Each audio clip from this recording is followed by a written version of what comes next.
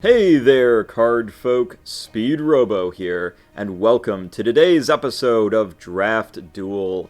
We've got someone new joining me on commentary, a veteran of the series, Gravy. How are you doing today, my friend? It's me, Gravy. I'm doing okay. Just waking up, got the sleepies. Well, that's okay. Good thing you aren't playing, with your sleepies. I'm Instead, used to playing sleepy. That's my mode. fair enough. It's like drunken kung fu for you, you know? Exactly. You, You you, reach a zen state, and then, the pieces start flying off the board. yep. Hopefully it's not yours. Well, our players today are No Have Name I Want, aka Patrick, down on red, playing Gath and Carthul, and up on blue we've got Empire busting out the Caladrix. Empire's going first as the attacker, and Patrick is going second as the defender. Can you give me a little bit of an analysis on these two kingdoms that we're looking at, Gravy? Yeah, these are pretty much the standard for these two players. Empire is sort of known for his very aggressive Caladrix, and Patrick is known for his slingshot list. Just a classic. You've probably seen it before if you've been watching the series. Just try to buff up the Skorgs, try to trade off all the big pieces, take it to an end game, and win that way. Yep, that makes sense to me. Goblin Slingshot being a signature unit here. And Caladrix already taking the Velocity Greaves. Okay, coming down, we've got Crag Behemoth. This is a card that recently got changed, and I'm really excited to see it. Crag Behemoth can no longer be moved by enemy effects. What do you think about that? No longer countered by bears roaring menacingly at it. It's tiny, like up to his knees length, just little creature yelling at him. I think that that's a very logical change, that the Rock, who probably doesn't even have ears to begin with, is not intimidated by the tiny little furball screeching. Bear. He's just gonna step on it. I love this card so much. This is my favorite card in the game. I love Crag Behemoth. Well, Patrick doesn't normally play with Craig Behemoth. He plays usually with Cave Troll, so this is quite the upgrade from Cave Troll. We'll Yeah. see how he utilizes it. I think it makes a lot of sense, especially given Patrick being on the defense. With that Steadfast keyword, Crag Behemoth's not going to be able to be charged either, which is quite the that'll advantage. Be very nice against Caladrix. You don't want to get charged. Yeah, you Get the really big don't. AoE on you. And it doesn't look like there's too many archers or ranged options down on Empire's side either. I'm only really seeing the Hippogriff Archer. And that's fine. I think that's okay. We got the Skork Sorcerer coming down. He might be trying to enrage Caladrix into a Manticore. That could be something good. That's true, because Skorg Sorcerer's Enrage won't trigger True Strike, even if Caladrix chooses to have that as part of his kit. We're seeing Blade Echo 3, again another part of the standard Caladrix kit, deals splash damage to adjacent units to what he attacks. Yeah, just really good against Patrick's list of usually low health creatures. Patrick really likes bringing in a bunch of 1 health Skorgs in order to use them as slingshot ammo. Yep. Right now we're seeing a lot of very understandable plays, classic Sylvan Open of Sentinel in the pocket and Deepwood Mystic in the healer zone. Grunt in the pocket, Goblin Archer off to the side. Pretty basic stuff so far. Bread and butter, staple plays. One thing I do think is interesting is the Ursa Major did get taken on the Sylvan side. I don't know how useful it's going to be in this matchup. Craig Behemoth now just kind of hard counters that. I wouldn't count it out. I mean, the Bears do have a lot of, utility of just pushing stuff around. But yeah, it's definitely a huge target for those Skorg plays. If Patrick takes one out and gets a value trade, it'll be a disaster. Last tournament, Patrick actually took it very deep into the end game with Empire, and it literally came down to 1 HP on a Cave Troll. It was awesome. Oh man, I'm so sad I missed that. I wish I would have seen it. I was busy losing my own games down in the losers bracket, so. I mean, yeah, you're the guy who took me out last tournament too, weren't you? Yeah, that's right. You were. I did take you out.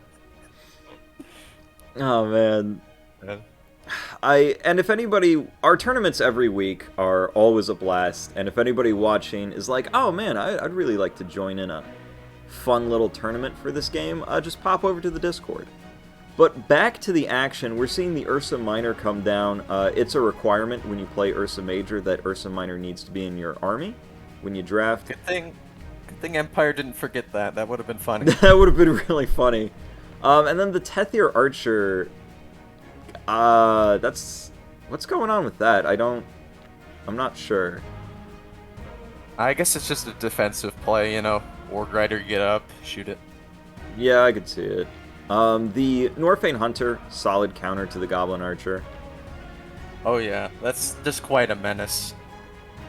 Yep. Do you think we're gonna see the... He'll need something that does 2 damage that isn't a ranged attack. We'll see if it drafts it, because it's in his kingdom. Yep, the classic Dragon Hatchling. 2 damage at 4 range, essentially, with that combinable Flame Assault. Super strong. A lot of Patrick's strategy with the cheap Carthels that even though he has low range, if you're attacking him to try to disable his combo, this cheap Lightning Bolt Carthel will get a lot of value for being such low gold. That's true. Oh man, like, Carthel's such a cool card. He's a cool hero. Bit tricky with the low HP, but he has some very powerful abilities, especially abilities that Gath doesn't have, so he's a very unique unit within his own faction. Absolutely. You know, in many ways, he's kind of like Gath's own tactician, with the +1 power and extra movement capability in the form of the charging. I like to think of him as like the Tempest Mage Catapult. Okay, yeah, I can see that. He's like a tactician plus a Tempest Mage plus a catapult. That's fun. I like that. Oh my gosh. When you put it that way, he does sound pretty powerful. Such are most of the heroes in this game.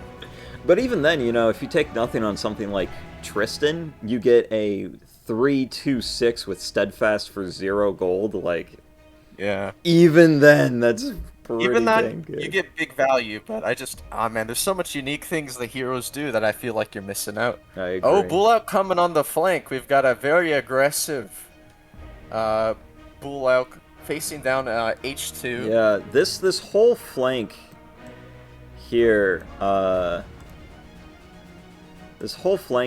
honestly, super aggressive. Patrick's gonna have to defend that with something sturdy, or just like not draft anything in H2. Yeah. That is, oh man. If only he had another. If only he had another Crag Behemoth, you know. Double Crag Behemoth. I used to do double Crag Behemoth. It was bad. It was really bad. I was thinking about that. I was like, oh, the Speed Robo Special, 2 Crag Behemoths.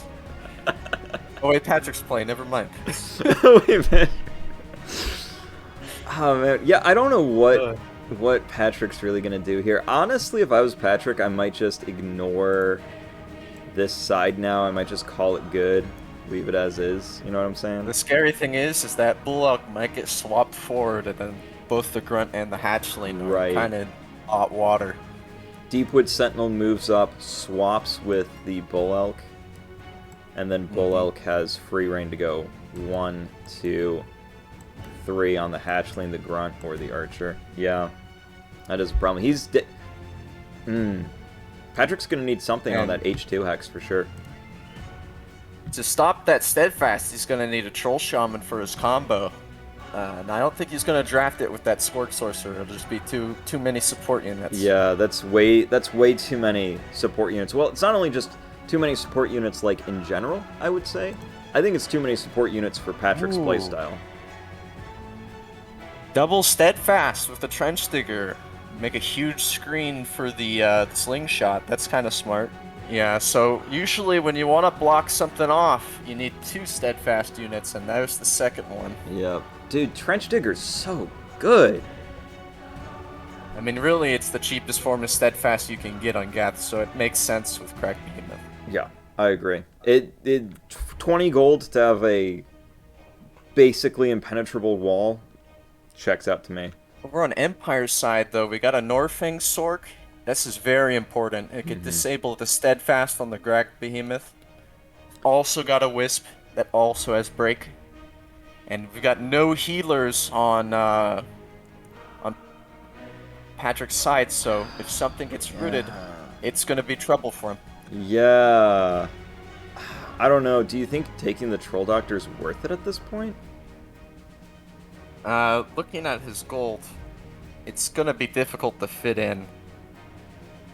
Yeah, the gold count's running pretty close for both players. They've only got 80 gold total, so Empire's got 12 left to play with, and Patrick's down to 14.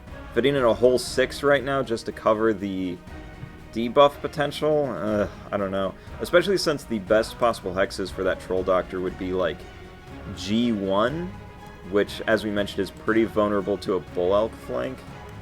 Or, yeah, that might just come crashing down in there. Yeah, D1 is like okay, but that's pretty close to the Caladrix, and I don't know how I feel about that. Oh, he's going with the Troll Shaman, so Really? we're definitely not seeing a healer here. He Yeah, we're needs not some seeing- way to ignore that Steadfast. Yeah, there's no way we're seeing the dock. Super risky. If that unit gets rooted by the Norfang Sork, that's a dead unit. I don't know if it's going to be worth the risk, honestly. Right? Oh. He could. Oh. Whoa. Oh, who's going first again? Empire. That's a turn 1 Beguile.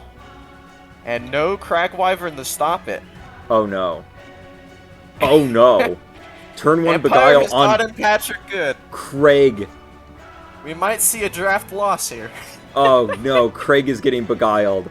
Oh, this is the worst possible situation. Worst case scenario. I don't even know what Patrick's gonna do here. What a trap. What a trap. Empire saved his last 12 gold specifically to pull off this trap. And we're going into the battle phase. And there it goes. Beguile. Craig is next turn. Nasty trick. For the next turn, Craig is all... Oh, but he's going for the Bloodlust, so that if he takes the Crag Behemoth turn, his Enchantress dies. That's pretty smart. That's genius, actually, because Bloodlust means that this unit can't receive damage. Oh my goodness. Yeah, so... Okay, this is actually fine. Whoa, Patrick found the way out. Yeah, he loses the slingshot, but now Enchantress goes down. I thought that was game loss right there, but he's managed to equalize somewhat. That's actually a completely... That's basically an even trade, because that's 12 gold for 11. All he lost was a Crag Behemoth action, whatever. Yeah, big problem with Enchantress is that once you get the Beguile down, the enemy has a free turn to threaten something, and you have to take that unit's turn. Yep. You can't not take it. Yep. Unless you want to lose your Beguile, so... Exactly. You know, that's Enchantress's big weakness, and that's the big weakness with frontline Enchantress. Okay, so we're going to... Excuse me? Brutality himself? Brutality himself. Fascinating choice? What? What? Okay. Maybe he's planning on Battle Furying the Sork. That sounds weird. Ooh, that's kind of smart, though, actually. Wait a minute. Wait, no, that's kind of genius. It sounds silly. I mean, it's a 3 movement unit with a range attack, so... It's not bad. It's really not bad at all. It's just... It's Skorg Archer, but with 1 damage less, actually. Honestly, I kind of like it. I think it's smart. Satyr moving up, trying to get some sort of sneaky exhaust play eventually. Yeah, I think we've gotten to a peaceful part of the round until Empire decides to swap forward to threatening peace. Mm-hmm. Well, let's check actions left. 1, 2, 3, 4, 5, 6, 7, 8, 9, 10, 11, 12 on Patrick's side. 1, 2, 3, 4, 5, 6, 7, 8, 9, 10, 11. Patrick's actually they're actually still even on actions, so it's not like there's a whole lot Empire can really do to try and steal a sneaky last action with a swap and take something for free. A small developing move for the archer, looking to target that satyr. It makes sense. Like, the archer's not threatened by anything. The only thing that it could be threatened by is like a swap forward Ursa Minor. I think that might be very possible. Well, there we go. There's the swap. Sentinel moves up, and then exchanges spots with the Bull Elk. Bull Elk facing down the hatchling. If he goes for the grunt, he's going to get clawed by Hellion. That's no good. What I'm thinking here, right, is you could have Trench Digger Goblin just go to H2 and Steadfast. Oh my gosh, you are totally correct. Yep, and there he goes. And, yeah, Caladrix doesn't quite have the movement to threaten the F1 square. Yeah, I mean, if Caladrix had Boots of Speed, one more movement, he could go in and threaten F1, which would be huge. But he has no way to do that. Empire might just go for the grunt anyway, but probably at the end of the round. Ugh, yeah, it's gonna be one of those things where if I was Patrick, I would probably just keep this Hellion active as the last unit. Who would go for the Goblin Archer after everything's tapped too, to sort of the right side? I guess it's free? Kind of? Yeah, there's like not a great defense on that side of the board. Yeah. Oof. I mean, Bull Elk can deal a lot of damage up. just by being a flanker here. So I think it might be worth it. Though, counterpoint, the Troll Shaman is right here, able to make, like, this Hellion just ignore Steadfast and, you know. That would require some setup. Oh, he's moving that's forward genius. now that Caladrix can't swap forward. Caladrix can't swap forward because the Gladehawk's there, which is smart. This Gladehawk now is threatening Sorcerer and Hellion, unfortunately. Is there a way around that? There is no way out of that. Nope. I think a pretty big opening move for the next round is just Gladehawk takes Sork with the Brutality buff. Yeah. Go up 5 gold. That's pretty good. And he is deciding to go for the small victory on the Goblin Archer. Makes sense to me. I mean, all his other swaps got cut off by his positioning, so it makes sense, yeah. Here's one thing that's interesting. Carthul could Battle Fury Goblin Lackey right here. And then Rider plus Lackey is a Dead Miner. That's a tricky play. Moving the Grunt up. Grunt's going up. Alright. What does that do for us? Gets the Grunt closer to threaten something. Fair enough. Valid. Very, very valid. You know, Grunt's he's a valuable piece, but he's very low on the movement, so he's got to take his turns. Here's what I'm thinking, right? Ursa Minor, if it takes Archer, Warg Rider and Grunt can then clean it up. Or it just blunders the Grunt. That's fair too. No, because Goblin Lackey. He didn't heal it. No, he didn't. So, well, actually, it doesn't blunder. Then again, well, no, it doesn't blunder. It doesn't blunder Grunt at all. Battle Fury only Carthul? Wow. Okay. It doesn't blunder Grunt at all. Carthul's got a lightning bolt, right? No. Because all you do here, this is Fury, an easy Carthul. this is an easy fix. Carthul just Battle Furies the Goblin Lackey, and then Ursa Minor's toast. Oh yeah, that's fair. Any roots in range? No. Nope. Oh, he could root the Rider. Yeah. Okay. Ooh, I don't know about skip with the Hellion there, pal. He is Battle Furying himself. That might be a miss. I do think the Lackey was the better option. I think the Lackey was probably the better option. Although then again, Carthul's only like 2 gold, so... Yeah, whatever. Honestly, if you lose the Carthul, who cares? It was always funny to see Carthul Battle Fury himself, and because of +1 action, it's okay. I love it. It's one of my favorite things. Okay, Caladrix just grabbing the shield. I think that's good. It's very good, because it's very scary. You'll see him threatening, the G2 Hex? Oh, yeah. Oh yeah, and just swinging on in there. That's gonna be a lot of damage. But yeah, Carthul heading over to A2, exactly like we predicted. I guess the healer goes to C6 and heals that. Yep. That checks out. Yeah, I don't know. Can't quite kill that Ursa Minor. Ursa There's Minor plenty is of response. Ursa Minor's safe now. There's no way to handle that.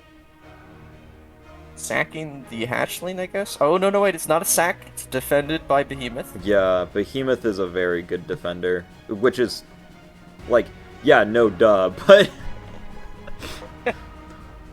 That's kind of an important hit. It puts Caladrix at 6 HP. Yeah, which is, again, Behemoth range. You know what I'm really looking forward to when Crag Behemoth gets Battle Furied by Carthul and then charges Caladrix for game? Hatchling's threatening the Sorcerer or the Mystic, right? Because Hatchling could go good to roar it back here or here and take those out. And then this Gladehawk is threatening. Yeah, he's just going to roar it away. Just roar it back. Yep, see, Empire, solid player. He knows how to not make mistakes. It's hard. Dude, it is so hard to not make mistakes.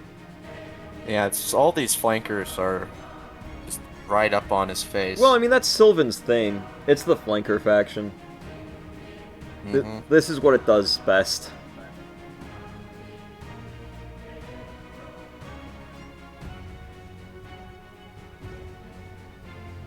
Gath definitely tends to struggle against Sylvan. Because Gath likes to, you know, go straight forward, fight things mano-a-mano, and Sylvan says no. Backstab you. Exactly.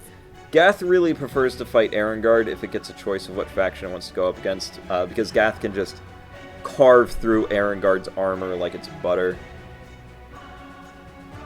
So Patrick is currently going first next round. I think we might see either a Grunt take. So even if Skorg like sacks himself into Bull Elk, just run it away and heal it. Yeah. Actually, I mean, you could kill like 4, 4, and a 5. That's worth it. This is tough. Yeah, Bull Elk's going in there. coming in. I don't know if I agree with that. I think it's fine because Skorg Hellion, if he decides to hit the Bull Elk, that's another 4 gold unit dead, and Empire gets the first turn, and then he kills True. Trench Digger. So he's gone up 1 gold and killed like 3 actions. Jeez, yeah, you're right. That was actually a genius play. I mean, he held down with the first play, but loosened 2 grunts for free. Not very good. Nope, definitely not good. This grunt and here, the Skorg Archer's dead, the grunt on B3, I think was just a hard blunder, unfortunately. It was. What's this? Enrage into what? Enrage nice. into Archer. Yeah, checks out. So Crag Behemoth can now take that Bull Elk, It's pretty good. and he can no longer be moved. Bear's not bailing him out. I mean, I don't even think you could, even if he can't. Even if he did cannot be moved. It's just no good squares to move him away. Too many blockers. Any good Troll Shaman plays? No. Skorg Hellion? Skorg Hellion, yeah, that's it. Does he have True Strike? Does not have True Strike. Well, okay, so here's what I'm thinking, right? Troll Shaman definitely is going to buff Skorg Hellion if this Gladehawk doesn't come in and take it, because then it protects the Skorg Hellion from the Gladehawk. Oh, the root on the Behemoth, that'll save the Bull Elk. That does save Bull Elk. Uh-oh. No healers to remove the root. Very easy to disable a 15 gold unit. Yep. This is why I usually recommend at least 1 healer in every army. Yeah, this is, I'm not sure I even want to count the gold at this point, unfortunately. The loss of the 2 grunts, like that grunt blunder on B3 was, not... He's down a full 12 gold piece. Exactly, that's why the root is very devastating. He needs that Bull Elk. I like the Troll Shaman on the Hellion here. I really do. It has to be the play. I don't see any other way out of this. Yep. Gath's gonna drop some power bombs here, take out very high value units. I mean, and let's be real, this is just Patrick's army doing what Patrick's army likes to do. It sacrifices its small units in order to take a handful of the opponent's really big, most important pieces and wins the game from there. Oh, he's going for a swap. Playing it safe. He sees the trickery?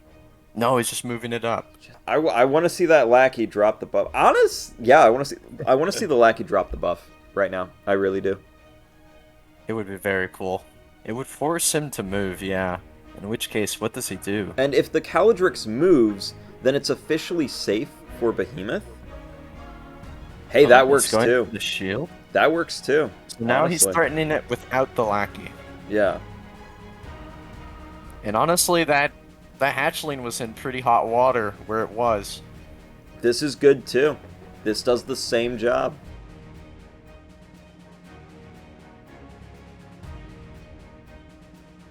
Okay, this is actually oh my gosh, kind of stuck there. Huge. Because it's now possible. Lackey just grabs it. Oh, but there's some body blocks.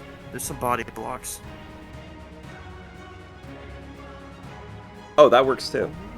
That works too. You could just use the. So tap out the healer. Yeah. Tap out the healer. So then it gets the healer out of here. Oh, he's just gonna go straight for the root? I mean, sure. No, he's going for the healer. Sure, why not? Whatever. Yeah. Healer makes more sense. Okay. But now the healer's down. down. Why is he going for the root there? But now the healer's down. Carthul still has a Battle Fury open. He could Battle Fury himself. So damage here won't work because Wisp will back up Caladrix. Has to be a one-shot. It has to be a one-shot. You're right, it has to be a one-shot. But it is 2 gold, and I will take the 2 gold if I could. Yep, so he is going to Battle Fury himself. That action stalls, which is good. But yeah, honestly, if Carthul just comes into like C2 or whatever to threaten Caladrix, that is going to pull out the 2 gold Wisp, and that is fine. Patrick needs everything he can get at this point. Yeah. Gladehawk takes Sorcerer. Yeah, that's... No! He can't! Crag Behemoth! Oh, it still has that text. Units can't move through Crag. Okay, we missed that. Wow. That text usually never matters. It's so rare. Oh, that's so insidious. I've never actually seen that ability do anything before. Wow. That saves Patrick a ton of gold. That's huge. That is huge. Oh my gosh. He might actually get a good enrage play with that. There's no way. And he can't take the other Skorg. He's invulnerable. This Gladehawk just doesn't do anything. It's very disappointed in life. Yeah, it's sad. Sad Gladehawk. Sad bird noises. Very sad bird noises. Something like that. Speed Robo feels the sadness of his fellow Gladehawk. I do, I really do. As the local Gladehawk enthusiast, don't worry about any clips Dex may have posted on his YouTube channel of me saying, I hate Gladehawk. Have you seen that clip? Because it's really funny. Speed Robo in a complicated relationship. It is. That's my status on Facebook. It's complicated. Whoa, hey, wait a minute. I just noticed something. Oh, that's potentially a free Tethir Archer if Carthul wants to kill it. Yeah, that's what I'm looking at. I'm like, free Archer? Well, also, I mean, kind of free Sentinel with this Ward Rider, right? Like, that's... Yeah. But I just think the Caladrix is... I want to kill Caladrix, obviously. Like, that's the goal here. Like, if Patrick can manage the Caladrix, he needs to take it. Ooh, hey, wait a minute. Yeah, okay. Ursa Minor is kind of in trouble here. Oh? Oh, he's doing it. He's doing it. That's going to be +1 power. He needs the body block. If he doesn't, Caladrix is done. Oh, he's going for the root. Yeah, that's good. He's got a root. Like, that's good enough, too. That'll do it. He's gonna get something. Yeah, he's gonna get something. Okay, Trench Digger going to G2. Not bad. Funny thing is that once Crack Behemoth takes that Bullock, the bird's free to take the Scorch Circuit again. True. I don't like that. Free Hunter? That's a blunder. Oops. Wow, Empire actually blundered. Empire, Holy cow. Empire, he's not free of mistakes. I like how Empire had to go over and read the lack and be like, wait, that is 2 power? Yeah, mate. Yeah, mate. Dude, like, that's the thing about Gath that I love, is that even their, like, little support chumps have really good stats. That's actually why I like Lackey against... Oh, Lackey's awesome. I love Lackey. Squire. We all love Lackey. Lackey's my favorite 2 gold Gath unit. It used to be Goblin Bomb, but now it's Lackey. So, I mean, I guess I'll just sack the Hellion into Major for damage? Probably, right? Honestly, I'm okay with that. With Ursa Major coming in like that, I'm okay with that too. Yeah. But you take what you can. That's 5 damage on Major. That's very good. He's probably going to move the Major and then take Sorcerer and give Patrick the first turn. Yeah? Sure. Well, then, if we get first turn, then Major's dead. Patrick has another option now. He could take Ursa Major and still protect the Sork. Nope, he's going for the... I actually would have taken Major in this instance. No, I like Bull Elk. Actually, both are fine, because if he takes that Sork now, he's losing his Major. Exactly. So, like, this is good. This is very good. It's just, like, a very dangerous spot to put your Major. And, yeah, Empire sees that. He doesn't want a part of it. He's going to go first. Yeah, makes sense. I mean, Skorg Sorcerer's going to die first thing, right? So it doesn't matter. Yeah. Doesn't matter. So, Troll Shaman gets Lackey to kill the Major unless it's healed. Oh, going straight for the Miner. Checks out, because then Warg Rider can, you know, mess that up, or just take the Major. It's got choices. And Patrick tried his best to hold in, but he's just lost too much, and you can see it. I think he's down a little bit too much at this point, yeah. He made some really good trades and some really good plays, but I think Sylvan's going to ultimately outvalue in the end. Yeah, it's just, he could not defend against that threatening lineup. It was just too much. Genuinely, what I think the problem was I think Troll Shaman probably should have been a Troll Doctor instead. Oh yeah, I just think it was too hard to do what he normally does. Sorcerer's like, all those swaps. Sorcerer's just done way too much at this point. Ooh. Caladric's coming in, cleaning up. Oh no. Yeah, the root on Warg Rider just guarantees it's dead. Behemoth to center though. Yeah, Behemoth is gonna... Oh wait, no. He's gonna get swarmed by elves. Hold on, the Ursa Major is still dead. Oh, really? Goblin Lackey powers up Troll Shaman. Troll Shaman has 2 range. Oh, can he not heal? He's completely out of range. Out of the way. Yeah. There it is. Yeah, there's just too many elves getting in the way. Yeah, because Behemoth is right there. That's kind of funny. I like it. That's really good. But that still doesn't win him the game. Well, we'll see. It's just too many elves. Too many little boys? Maybe. Wait. Behemoth? Hold on. Behemoth can't be taunted by Satyr. Yeah, cannot be moved by enemy units. Yeah, and since taunting Satyr would move Behemoth, that's a no-go. That's wild.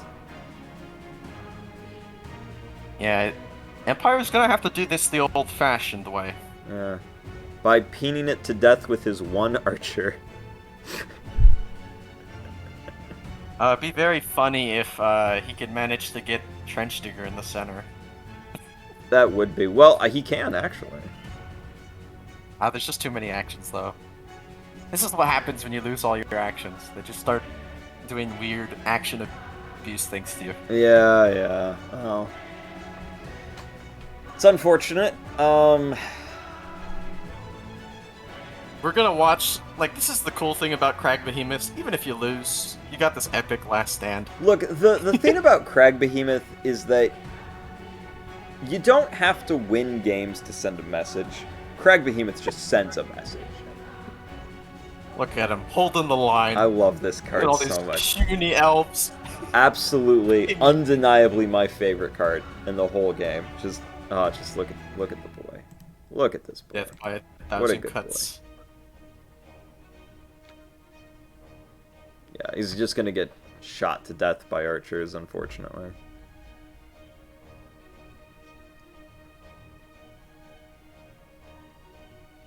They're slowly moving up. Bear's coming in. What's it? He wants to munch a What's it shaman. gonna do?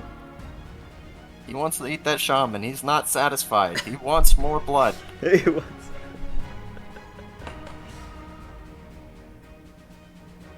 Oh, taunting satyr. No, can't.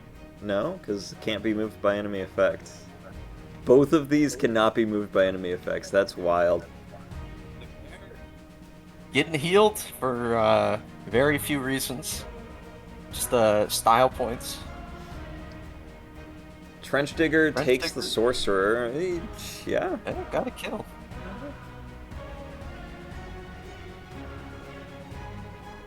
That does slow down the pings. It does. So there's 2 rounds left.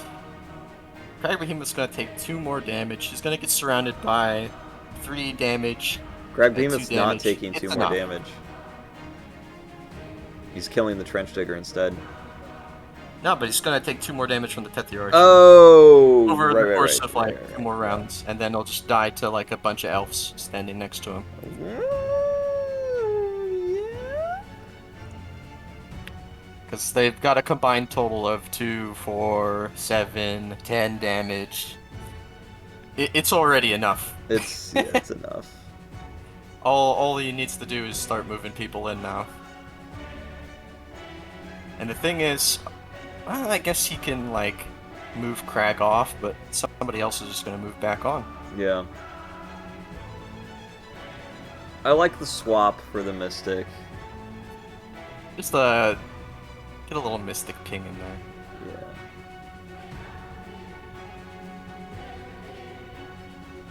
Oh, is Empire gonna blunder and forget that Taunting Satyr can't move Crag Behemoth? That'd be really funny.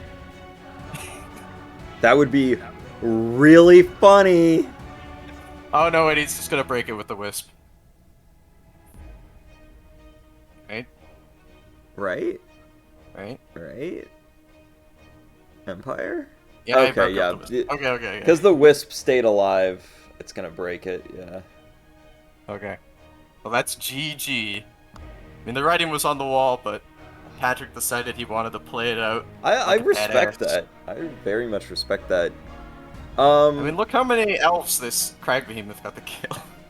Oh, but no, he's going for the kill. There we go. There we go. Good game. Good game from both players. Loved seeing the new Crag Behemoth. And if you've fallen in love with Craig the Crag Behemoth like I have, pop on over to our Discord. One of our lovely community members would love to show you the game. I've been Speed Robo. This is gravy. This is Gravy. You heard him. And we'll see you guys next time.